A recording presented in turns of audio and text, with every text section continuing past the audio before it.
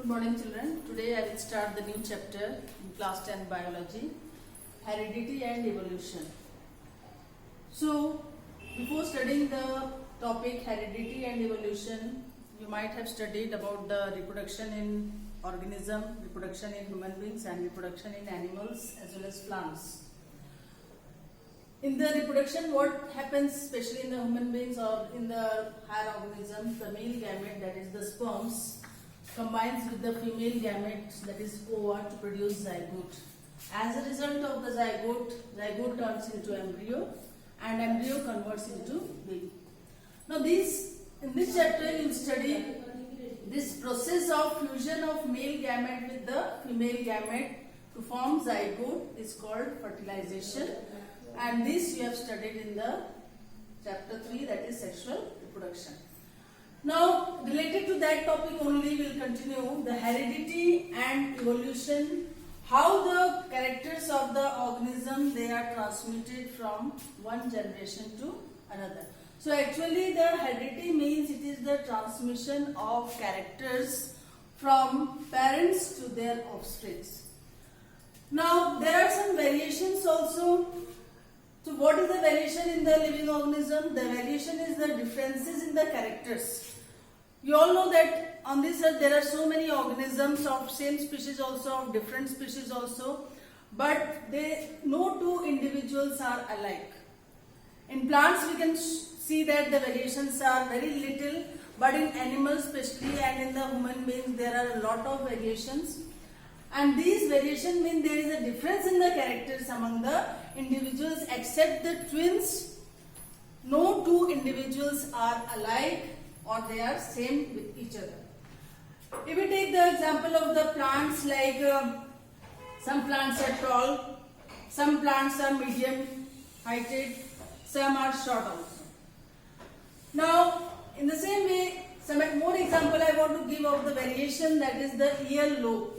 Some human beings have the ear lobe which are free. Ear lobe, you know that our ears, the hanging part of the ear, that is called the ear lobe.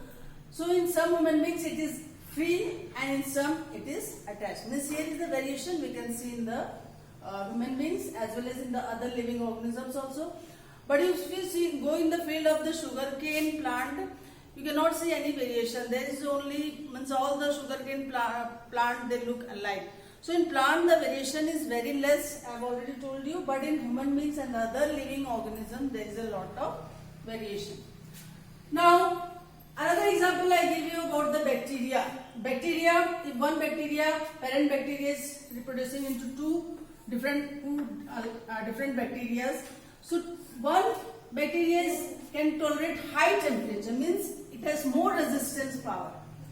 So these and other one, they might be having less resistant power or they can tolerate the less temperature. So here also we can see the variation, means the first one showing the high temperature, they can resist high temperature, but the second one they can resist low temperature.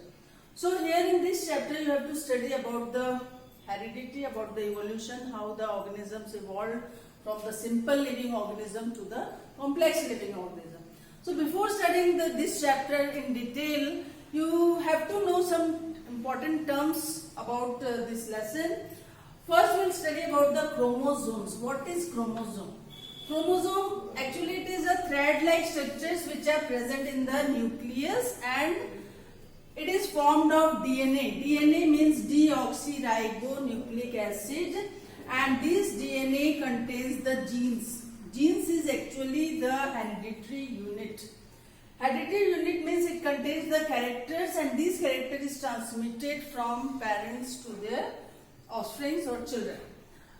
As I have told you, tallness, genes are of two types, dominant gene and recessive gene. So gene is actually the hereditary units. So in terms of the biology, we have to represent, to show the different types of genes of different characters.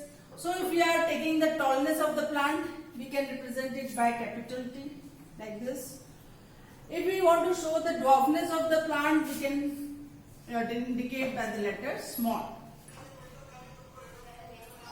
Here different characters, they are represented by different letters. The characters of the genes, they are represented by different letters. Now we'll study about the two types of genes which are present in the chromosomes. First is the dominant gene and another one is the recessive gene. What is dominant gene? Dominant gene means it is the genes which decide the appearance of an organism. And if there is a dominant gene either in place of other gene also, if the dominant gene is present, means that dominant gene will decide the character. Suppose here I take the one is capital T and one is small t. So capital T represent for tallness and small t represent for dwarfness. But here it means the genes are always present in pairs, alleles that is called. So when the capital T is present along with the small t, means tallness is present along with the dwarfness. So these characters show only the tallness, because here the capital T is dominant over the small t, that is the dwarfness. So here in place of the dominant, if the dominant gene is already present along with the other genes, then it will decide the characters of that organism. And recessive gene means it only gives the description of the gene, that like small t and small t. And here also if the capital T is there, tallness, and small t is there, dwarfness. But this both the capital T and small t, these are the recessive gene. In place of the recessive, if then only it will show the character if both the genes are the recessive. But if any of the gene is dominant, means it will show the character of the dominant organism, or the dominant character will be appeared in the next generation. So this is about the dominant gene and the recessive gene. Now here we will study whenever the two different characters of different organisms, they are crossbreed each other. I will tell you about the example of the Pisum sativum. Pisum sativum is the scientific name of the pea plant, which was taken by the Gregor Mendel, who was a biologist. He crossbreed the pea plant, that is the different characters of the pea plant, and the next characters which was produced as a result of the crossbreed, they were called the hybrid characters. And he took the pea plant, different characters of the pea plant. That is also the reason behind is that why he took only the pea plant, not any other plant, because the pea plant has different characters in the sense it has height. Height means it was tall also, and it was some pea plant were dwarf also. So because of the height, he took the pea plant. It also shows another character, shape, round shape of the seed and wrinkled seed. So two different shapes he found in the pea plant. Color also was different. Some seeds of the color of the seeds was yellow. Some of the color of the seeds was green. So different characters he saw in the pea plant. That's why he took the pea plant for his experiment, and which we will study in the next class. And here the characters which are produced as a result of the crossbreeding of two different characters, either tallness or dwarfness. When tall plants are crossbreed with the dwarf plants, so whatever the new characters which are seen in the next generation, first generation means we can say it is called first filial generation or F1 generation. So it is called first filial generation. And if the first, whatever the characters found in the first filial generation, F1 generation, were crossbreed next. So next, whatever the characters found were called the F2 generation or the second filial generation. So he did many experiments. He took only the monohybrid character also. Monohybrid means like tallness and dwarfness.